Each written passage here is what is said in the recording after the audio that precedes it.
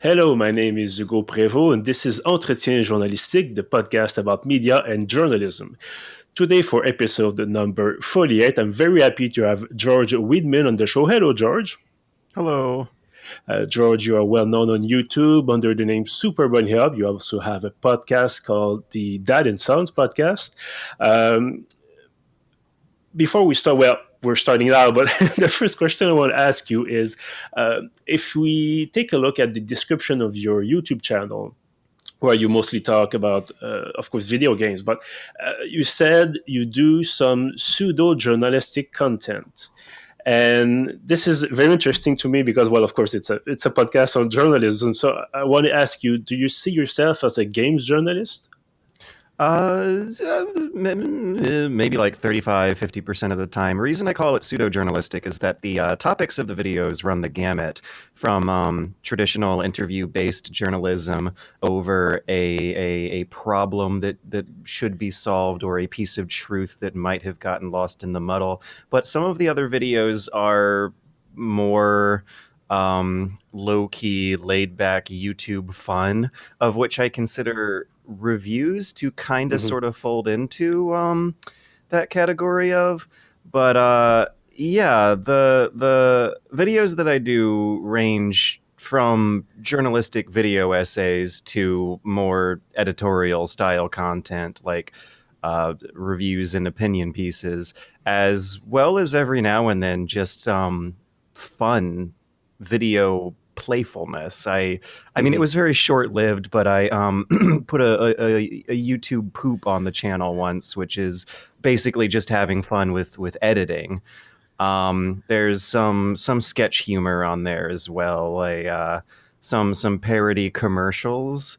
So that's where the pseudo journalistic moniker comes from. I see. We've exchanged a couple of emails before we started this interview today, and you said that you studied journalism. What made you? Because usually, well, not all the time, but usually when people study journalism, they go into what we could call traditional journalism. I mean, work on TV, work on the Right. radio, in a newspaper, on a website, and so on. And what made you pivot to having a Um, YouTube channel? well, I was always good at writing and fascinated by writing and enjoyed writing. And at the time growing up in the late 90s to turn of the mid aughties, the journalism industry seemed like a reliable way to turn that passion into a fulfilling career. What ended up happening, though, is that I made great Mm-hmm. grades in school. I got a great internship out of school. I got some great freelance projects out of school. But none of that would ever really turn into a full time paid position. Despite all despite what I more or less thought of as me doing everything right on my way there, I never really was able to compete in this rat race of job interviews where a lot of your success depends more on who you know rather than what you know. The advice that I kept being given by professionals was to do the job then before you get the job. You know, do it for free. Mm-hmm. So after college, I used up some of my savings to do a bicycle trip where I biked from one end of the United States to the other. And every day I wrote about 300 to 1,300 words on the day's experience and what sort of adventures I had. And at some point when I was out there in the desert, just bicycling in a straight line for 10 hours a day, I had a lot of time to think about what I wanted to do when I was done. And that's when I decided that I should start a YouTube channel. This was around 2011, 2012, and at the time, Mm-hmm. I greatly admired some YouTube video essayists that were becoming popular at the time. Errant Signal was just becoming big, and before they were getting into the Game Grumps sort of thing, Aaron Hansen was doing his sequelitis video essays, and before he became a controversial, um, maybe kind of less savory associated figure, JonTron was also another figure of inspiration of mine. I enjoyed some of the video essays he was putting out around 2011, 2012. And I thought I could leverage my journalism education and my passion for writing and video games into a similar project. And that is what ended up taking off. But well, today, let's say that the YouTube situation is quite different than it was a few years ago. Do you do you regret switching from one highly promising career, well, not necessarily career, but highly promising potential job in journalism to well, like I said today, the problems with YouTube, with the revenue, and so on. Do you think that? I mean, your channel is still quite big on YouTube. That's not really my question, but do you think that it's still the thing that drives you, or did this become more a job than a passion? Maybe. I guess like a little bit of both. I don't regret it whatsoever, but it absolutely has become more of a grind than it used to be. And I think that can be described to most any kind of job, even if you're passionate about it and enjoy it. If you spend years upon years of your life doing the same repetitions in the same room over and over again, eventually you're going to want to try to mix things up a bit. Nowadays, I spend a lot more time producing podcasts than I do videos, and the videos in question will oftentimes be longer and more specialized than they used to Mm-hmm. be. I used to do a video every single week, and that like it absolutely killed me and created a feeling of burnout. And now I do a video about once or twice a month, and there'll be a 20 to 30 minute topic that I'm super duper interested in. Or a game in particular that I'm super duper gushy about and want to promote. And yeah, that's kind of where the transformation has gone. I wouldn't, I absolutely positively wouldn't say I regret it. It's done a hell of a lot of good for me. But the feeling of like pride that used to be Mm-hmm. there has definitely diminished ever since the YouTube brand has gone to a darker place. There are a few major events in particular that have kind of like formed a timeline of my enthusiasm and pride for the platform. Not so much my enthusiasm and pride for my own work, but my enthusiasm and pride for the platform definitely diminished as the early 2010s turned into the later 2010s. You have a lot of events where bad faith actors and trolls and sensationalist, incendiary, kind of provocateur content has become popular over the years, and Mm-hmm. YouTube has become associated with that. I want to say events like Gamergate, and then there was a popular YouTuber, one of the Paul brothers. I don't remember the first name of the guy, but he filmed a dead body in Japan, a guy who had committed suicide. Yeah. And then shortly after that, Donald Trump got elected, partially thanks to this circle of alt right uh, propagandistic channels that have now become known as YouTubers. There's a lot of mean spirited prank channels that have made it big on YouTube. And knowing that I'm a part of that same ecosystem absolutely is a downer. I've always looked at my own content as being something that's got to be resume worthy. I've never assumed that YouTube's going to last forever, so I want to make sure that I'm hireable for whenever that point comes. And there's so many channels who obviously are not taking that approach that don't seem to be as worried about the messages they're going to be sending to the future as I am, and that's rough. That's really taken a lot of fun out of it. Well, maybe they're more interested in the getting rich now, if I can say it like that, instead of like you seem to try to do, to, like you said, have something to give in heritage to the Right, future. right, and I gotta wonder if that's really actually not gonna bite them in the ass, because ultimately so much of what our economy depends on and what employers look for is you making money more so than you making um quality product. Well, I'd say that's a problem for the entire journalism industry, but that's another topic. Um, for you talked about the early 2010s, and the thing that I think we all saw on, including on YouTube, is that exponential growth of people reviewing games, talking about the gaming industry, be it in the on the in the traditional media, and I'm doing her quotes, but of course you cannot see me, and doing this on YouTube and elsewhere. Do you think there's still some boundaries between a person, maybe not exactly you, but a person does only maybe YouTube videos, and someone who works for, I don't know, IGN or PC Gamer, or another outlets Yeah. like that? Yeah. At this point, though, I think it has more to do with branding and personality than it does the actual medium of the content. At this point, I would wager. I'm gonna excuse me. I'm gonna look at their YouTube channel real quick and see what their viewership stats are like. But I would wager that IGN gets a lot of its viewership and ad revenue and audience retention from video content than their text reviews.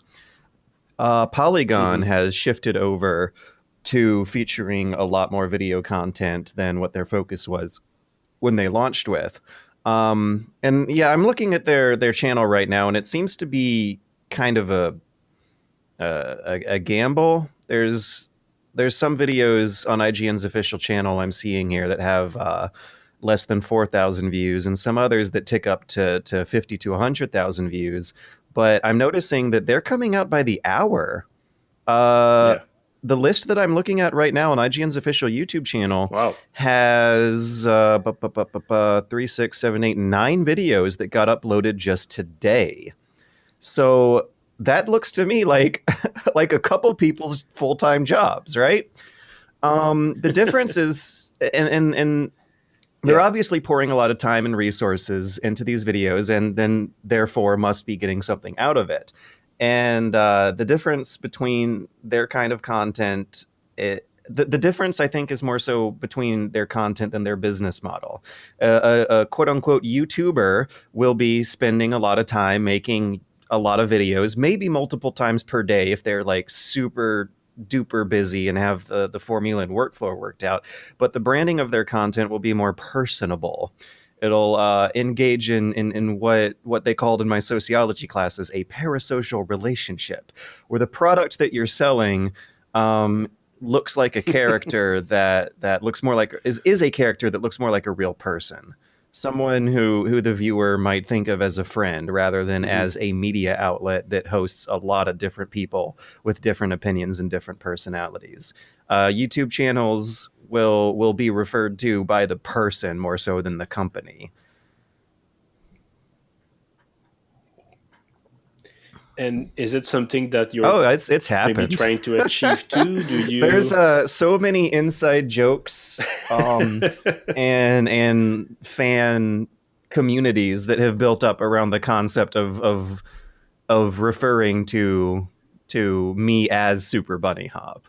And they're not wrong. I mean, for the most part, it is a one man show. I'll hire some part time temporary help every Mhm. now and then for bigger projects, but that is what I do: personable, parasocial relationship type content. But I just try to be a little more traditionally professional about it than others, I think. And do you think that, because you're also on Twitch, do you think that being on Twitch is part of the strategy of being, maybe don't want to use the word relatable, but do you think it's part of the strategy of having this online persona, or is it maybe Yeah. just to have fun? I Yeah. don't know. You can have fun and have money being a personable internet personality that helps your audience feel a little less lonely in their lives. Going back to, you've talked about the number of videos that Jane's putting on their YouTube channel, for example. Do you think it's, I know it's not everybody that does that because there's not enough resources for everyone to do this, but do you think it's we're getting to a point where it's mostly noise instead of game journalism? I think it depends on where you look. The past few years, I think, have seen a lot of good moves being made in the game journalism world, partially thanks to personalities like Jason Schreier, who will dedicate themselves to trying to shine a spotlight and push an agenda that's supposed to solve real problems. That's something that I did not see in game journalism so much growing up. That I would argue there was a lot more noise in the game journalism industry in years past rather than in years recent. And part of it has to do with how much more democratized and accessible game journalism formats are nowadays. Um, when I was a kid growing up, I grew up on magazines, on game magazines, and part of the Hmm. reason why I'm here is because of those darn things. And in retrospect, when I go back and read through them as an adult, there's so much filler. Uh, there will be pages upon pages of full page ads next to some extremely gushy previews that would just kind of like describe the game very very flatly while also positively, and the thought of there being problems associated with the way these things are made or the culture around consuming them was completely a non-issue. That was something that magazine writers back in the day both couldn't and wouldn't tackle because there would not have been as much money in that as there is now. Um, I I I imagine that, yeah, I remember around the mid 2000s, you started seeing a big push for gaming to become recognized as a more mature artistic medium as gaming's primary audience had grown up. And it is Hmm. harder for me to imagine children who and teenagers who were the primary markets for those gaming magazines caring a whole lot about things like the labor conditions games were made in, or how marginalized minorities at the fringes of society are treated in games culture. Nowadays, there are things to be said and money to be made by exposing those problems and writing on it. Back in the day, not so much. On the flip side, there is more money to be made in general across the board everywhere, which Hmm. also means there's more money to be made making incendiary, provocateur, troll type content than before. I want to go back to one really interesting thing you just said. You talked about exposing the problems of the industry, and we've had a lot of those for the last few years. Uh, I know maybe it's not as much your thing, if I can say it like that, as other YouTubers. For example, Jim Sterling, who is very vocal about the problems in the games industry. But do you feel like it's we're to a point where the objectivity that we're supposed to show in journalism is thrown out the window in this case, because the problems are there, but instead of just maybe reporting on them, you have some people, like I said, really being vocal against this and taking a side, in fact, uh, where we usually try to present the old both ways or both sides of an argument and then just let the reader, or in this case the viewer, decide. I think that's kind of a can of worms that, if you want to get semantic about it, begs some questions about the nature of truth itself. Um, so with a company like IGN versus a personality like Jim Sterling, you're also talking about those differences between editorial and news content. Um, in a newspaper, the opinion section would traditionally be separated from the rest of the news section by a few pages and maybe a few full page ads.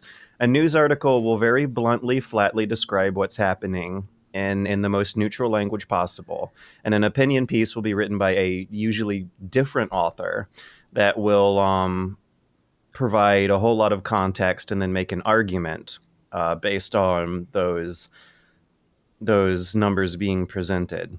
And when I think about how people consume news nowadays, it is more uncomfortable. They're Because naturally news is always going to be less popular than opinion.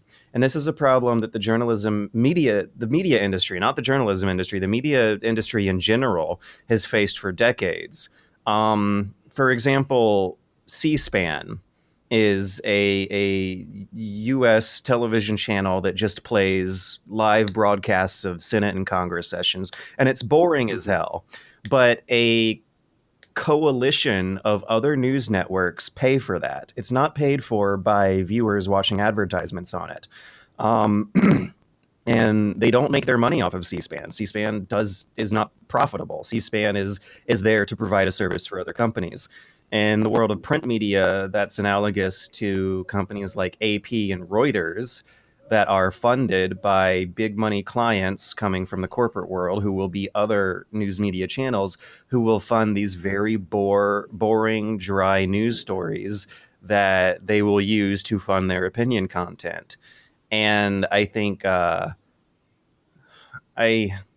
I don't have conclusive, definitive thoughts. I think it's a little sad that people won't have a high your average audience to your mass audience to a level that can sustain a company's revenues to give the people involved a decent dignified life will not watch dry boring news content. But at the same time, it's also perfectly understandable because I can't help but describe a lot of news content as dry and boring, like it's supposed to be by its nature.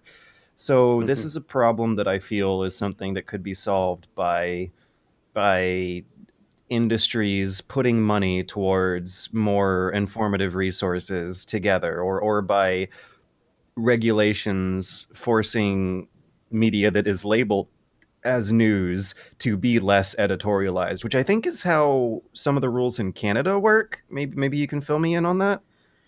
Oh, that's not really my expertise, unfortunately. But yeah, there's some different rules about, or maybe non-written rules, but respected either way. So it's yeah, it's a different situation from the U.S. But we still have our problems about editorial content and news and the separation between the two. But that's that's a whole other topic. Yeah, I think the difference is that in the United States, you're technically allowed to lie in a news program if you genuinely believe you're telling the truth. Like if you sue someone for defamation of character or libel or slander, you have to prove that it's not true. But the thing that always gets people and why a lot of those lawsuits don't win is that you also have to prove it was done with malicious intent. And I Hmm. think that clause is not there in the Canadian laws. Though maybe I shouldn't even say anything because then I run the risk of saying something wrong myself. Well, I'd say the main difference is the we don't have necessarily the equivalent of the First Amendment here. So Right. it's really different in that way.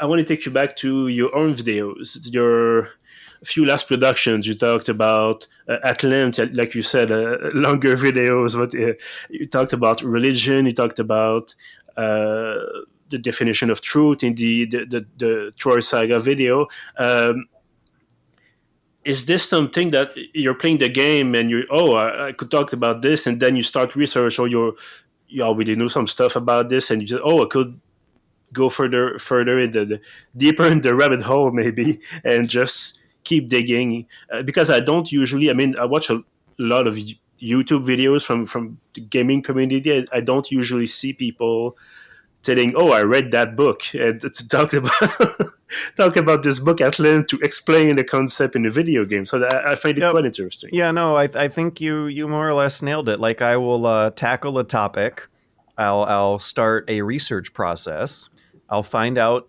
neat, cool things on the way through my research, and then I will share them with the audience. Um, I I remember a interview I saw in college with Alton Brown, who was a TV personality that did some cooking shows, and he talked about how he wasn't actually a cooking expert when he was first presented with the gigs. He directed music videos, but he ended up developing enough of some research skills to where he was able to market himself as a cooking expert. And after a year or so of doing this, he ended up knowing enough when he was researching into the topics for every week's episode that he kind of sort of became a cooking expert as the years went on and on. Um, I think that's what makes the difference is if you're good at research, you can it is what like a journalist is supposed to do, right? Is be so good at the research that they can Yeah. at least come off as like an entry level amateur expert at the topic that they're writing on that particular week. And then next week you have to research like hell, do a bunch of interviews, read a bunch of books on whatever your next topic is, to the point where you hope you have a basic understanding enough of the source material to publish content on it to the critical eye of the whole world.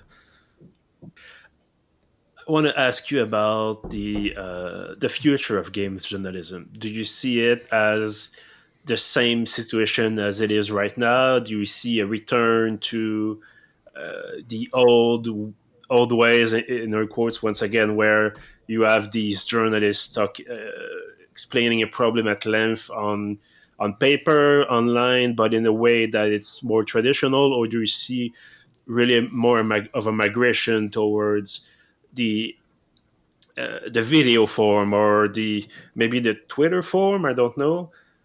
Hmm.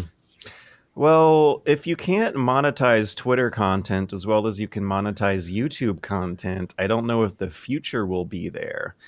But it is Yeah. quite shocking seeing how many news stories are basically lists of tweets. Twitter is Yeah. a source, I think, more so than the medium for a lot of news programming. People will get news and information from Twitter threads, sure, but your mass audience, the lowest common denominator, the millions upon millions of people who drive the ad revenue that drives the big business, will still be watching TV, reading IGN, and also consuming uh, personality driven content like Jim Sterling on YouTube more so than on Twitter. Twitter is still a small portion, a small representative of the world at large, but it's becoming a bigger and bigger source for the news that makes it into the more traditional mass scale channels. I think the future of game journalism is going to see more segmentation and more specialization. I think it's going to be chaotic. I think people are going to flock to a number of different creators and channels, and that their own specialized audiences will grow into fan bases that support them on a personal level more so than on a commercial one. I think you'll see more crowdfunding models become big as the reliability of ad revenue and Hmm. corporate gigs decreases as the the world's wealth becomes more consolidated into fewer and fewer people as crises and disasters get progressively worse. Maybe I'm going full doomer here, but yeah, the future looks chaotic. I don't think it's going to be easy to comprehend when we get there, and I don't think it's easy to predict now. And what about your channel? You talked about doing producing less videos and moving more towards the podcasting industry, if it is an industry. But do you want to keep doing that, switching from one medium to the next? I would suppose so. I would like to make more videos again in the future, but the repetition of it really grinds on me. I've been using the same video editing software since like 5 years ago. I've been sitting in the same chair since 5 years ago, in the same room since 5 years ago. So really, I just like to kind of change my equipment than change my format and formula and medium. I see. George Weidman, aka Super Bunnyhop on YouTube. Thank you very much for being on the show Oh, today. thank you, thank you. And thank you also to everyone listening right now. You can catch up on past episodes on pieuvre.ca. We're also on SoundCloud and on every platform where you can find podcasts. Until next time.